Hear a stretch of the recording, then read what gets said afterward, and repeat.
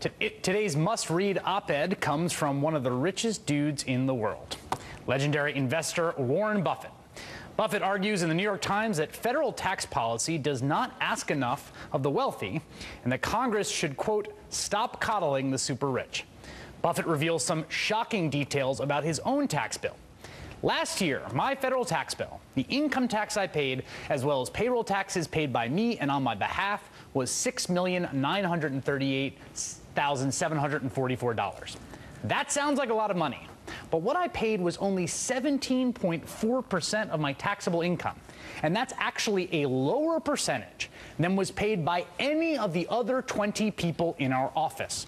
Their tax burdens ranged from 33% to 41% and averaged 36%. Buffett goes on to explain that the primary reason his federal tax burden is lower than his employees is that super rich people like himself derive much of their income from dividends and capital gains. Those are taxed at a lower rate. The mega rich pay income taxes at a rate of 15% on most of their earnings, but pay practically nothing in payroll taxes. It's a different story for the middle class. Typically, they fall into the 15% and 25% income tax brackets and then are hit with heavy payroll taxes to boot. This caught the attention of President Obama, who was in Minnesota for the first stop of his bus tour today. Warren Buffett had an op-ed that he wrote today. He pointed out that he pays a lower tax rate than anybody in his office, including the secretary. He figured out that his tax bill, he paid about 17%.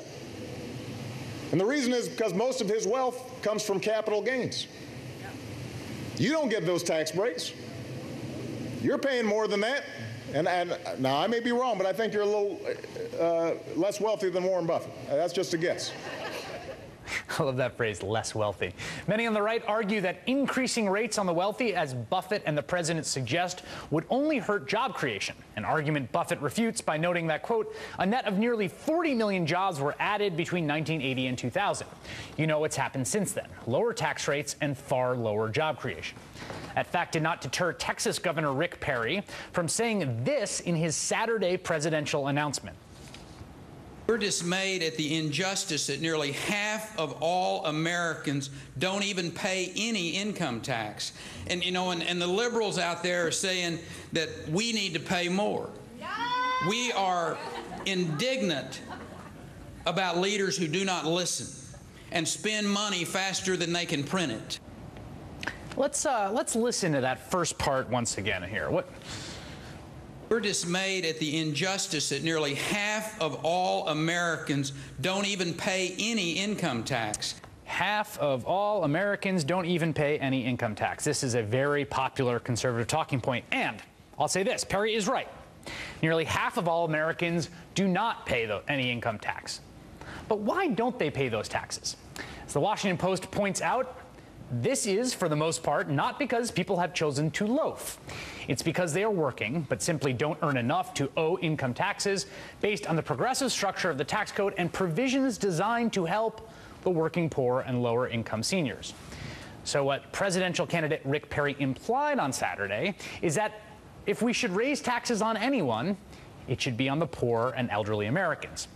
What he did not say was that these sectors, like all Americans, pay taxes beside federal income taxes. Quoting the Washington Post again, they pay, leaving aside state and local sales, income and property taxes, federal gasoline and other excise taxes, and most significantly, payroll taxes on every dollar they earn. These taxes are regressive. Everyone pays the same share regardless of income. So they hit the poor hardest, and they counterbalance the progressivity of the income tax code. More often than not, those payroll taxes are more burdensome than income taxes.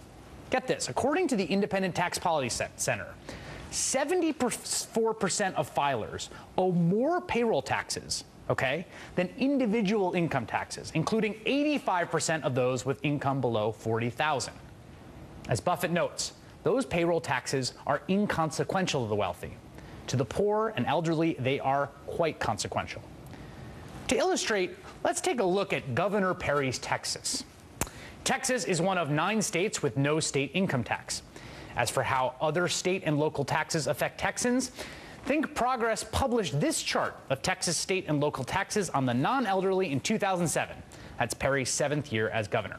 All right, those in the lowest income bracket, that's the people making the least amount of money, an income of less than $18,000, paid the most state and local taxes as a percentage of income, 12.2%. And those in the highest income bracket, the top 1%, the wealthiest, the people making the most money with income of $463,000 or more, they paid the least amount of state and local taxes as a percentage of income, just 3%. If you think the biggest problem with America over the last decade is that there has not been enough upwards redistribution of wealth, well then Rick Perry is your man. He's even got the record to prove it.